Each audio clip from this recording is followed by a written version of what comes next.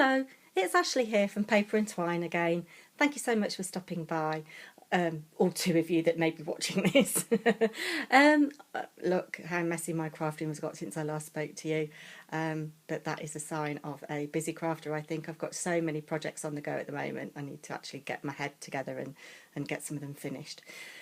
The reason I wanted to film today and speak to you all was just to share something that was quite exciting for me today. So the post arrived this morning and there was a package for me. I wasn't expecting anything, but in this package was a compliment slip that says, I've been featured in Simply Cards and Papercraft. Well, not me, you understand, but one of my cards. We'd love to see what you make with your prize. So, hey ho, my prizes were, on the left, this lovely thick ribbon from Tilda. Anything that Tilda produces is extremely good quality, I think. Don't know what I'm going to do with it. I'm not a fan of red ribbon, so we'll see what we do with that. There'll be something happening, I'm sure.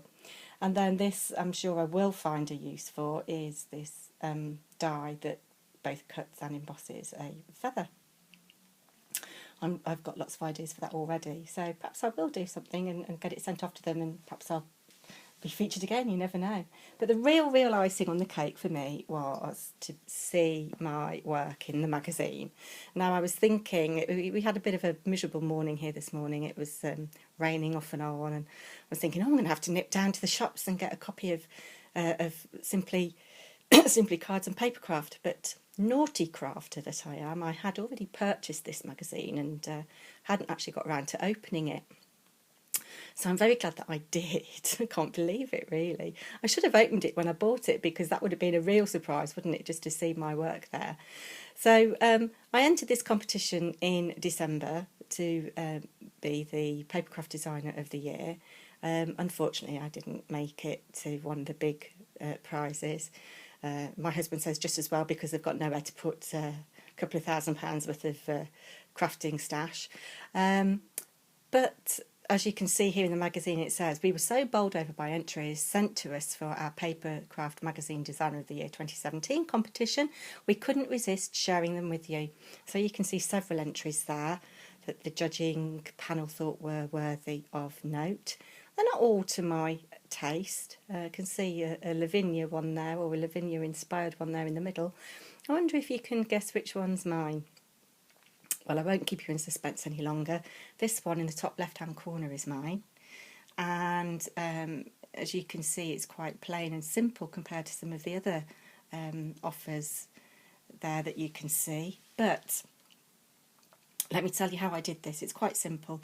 I always stamp on a really good quality heavy cardstock, such as Sheena's Stamping Card, or my local craft store do their own good quality, reasonably priced cardstock. I never stamp on anything, if I can help it, under 300 GSM.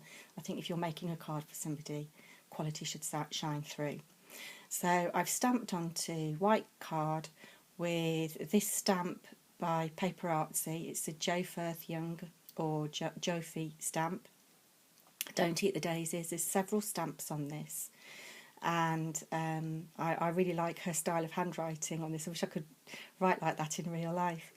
And I've just taken several of the images and just arranged them to make a nice composition. So I've stamped using black Versa Fine. It's a really good ink, I think, for general purpose stamping. It picks up on all the fine little details. And then to get the colour, the deep purple at the top in the pods, so what I've done is I've taken my pixie powders and just made it into a watercolour by just tapping some out onto acrylic block and using my water brush. Then down the bottom right hand corner, I've used the same colour but really let the water flood and take some of the colour out. The little dots there on this little image in the bottom left-hand corner are just simply liquid pearls, little tiny dots. It's either Bisque I've used or Buttercup, I can't remember which colour. So quite clean and simple, couple of little rhinestone gems to finish it off, those iridescent ones. I love anything sparkly, I'm a real magpie. You'll notice that there's a ribbon at the top there. It's a shame that they didn't show this part of the card, actually. If you pull the ribbon, don't undo it, but just pull the ribbon up, then what's revealed inside, or as you pull the ribbon, is a secret card. And I decorated both front and back using different techniques, but the same colour palette that you see on the front. And again, the stamps from Jo Firth Young. So excited. I really am really excited. I'm so proud of that. It's lovely to see your name in print. Anyway, the other thing I've been messing around with over the last couple of days is alcohol inks on Yupo paper. I've got two types of Yupo paper. One is translucent and one is opaque. This is the translucent, and it's really fine and flimsy. It's a shame the sun isn't out at the moment. I've got my daylight lamp shining on this. But when you hold it up to the sun, the colours are really beautiful. And I've just tried to create a sea scene here, or a beach scene, and a little shell that I've picked up on my travels, some little gold beads to kind of give the appearance of sand. You can't see very well in this light or from this angle, but there is some glitter to kind of represent the froth of the waves crashing onto the shore, or lapping at the shore, if you like. There's both plain and iridescent. It's a little bit of a close-up shot for you there. Yeah, so I just thought I'd let you know what I've been up to. Thank you very much. I will get sorted and do some proper filming soon, I promise. Take care now. Bye.